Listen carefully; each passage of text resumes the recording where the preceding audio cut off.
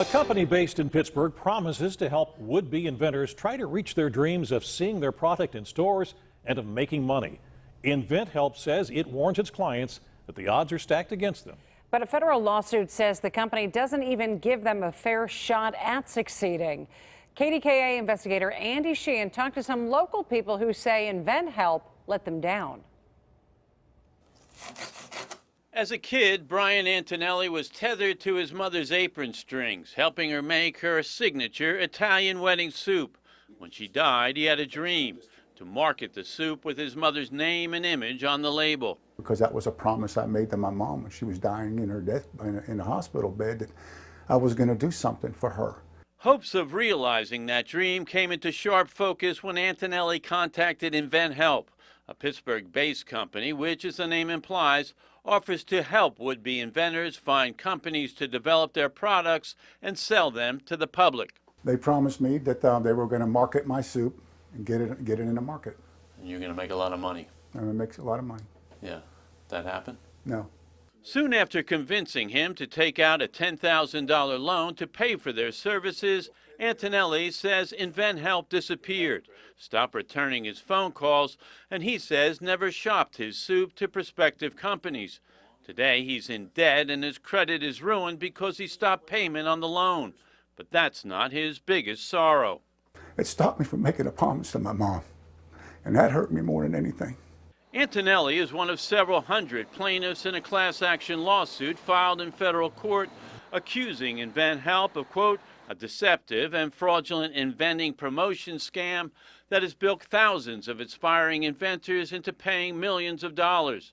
The suit claims the company dangles the prospect of riches, pressures prospective clients into expensive contracts, then reneges on their promise to market the product through a so-called data bank of participating companies. Quote, in truth and in fact, many of these companies on these lists do not even exist and/or are sham companies.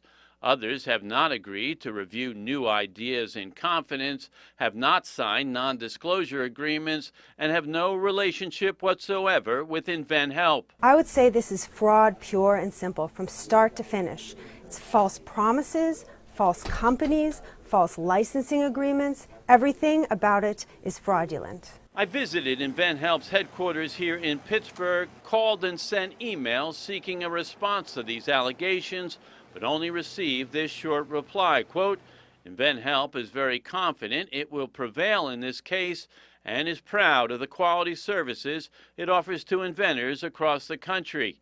On its website, the company prides itself on being, quote, the honest invention company, saying it's very upfront with would-be inventors about all the fees, services, and the long odds against their invention ever being developed or marketed. InventHelp says it, quote, makes no promises and does not imply a likelihood of success. I invented something called the liquid therapy lamp. It's a novelty item. Sean Gilliberti says the InventHelp representative he spoke with was very enthusiastic about his liquid therapy lamp, which he describes as a lava lamp on steroids. He paid InventHelp $12,000, and while the company did secure a patent for the lamp, it also promised to market the lamp through its data bank. When Gilliberti did not hear back, he decided to check for himself. He found that several of the companies listed didn't exist, and he got this response from the ones he was able to contact. The people in charge were like, who's InventHelp? We don't know what you're talking about. They never heard from them. Never heard. Not one person I called heard of InventHelp. Gilliberti says he has a good-paying job and planned to use any money from the lamp to start a charity. So I could afford a hit like that, and what really makes my heart bleed is the families that are putting this kind of money into this with the promises that they're going to succeed, or at least that a lot of work is going to be done for them. And you know, most families can't really come back from a $15,000 hit in 1 year. Under any circumstances, getting an invention to market is a long shot. But as this case wends its way through federal court, it'll be up to a judge to decide whether InventHelp is giving its clients a fair shot. Reporting downtown, Andy Sheehan, KDKA News.